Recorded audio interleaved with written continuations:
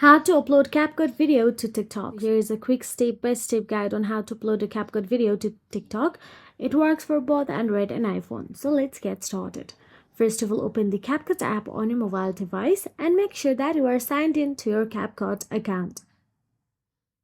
Now, once inside the CapCut app, simply create a new project or tap on your existing project.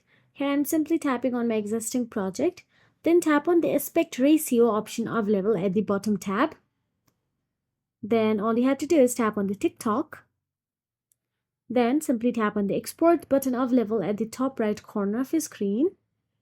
And an ad will appear. Wait for a few seconds for the ad to end and export to finish.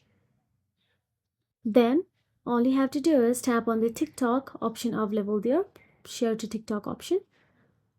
Then simply tap on the next and upload the available caption you want to and tap on the post option available and post it to your TikTok. So that is it. If you found this video helpful, please like, share and subscribe, and thank you so much for watching.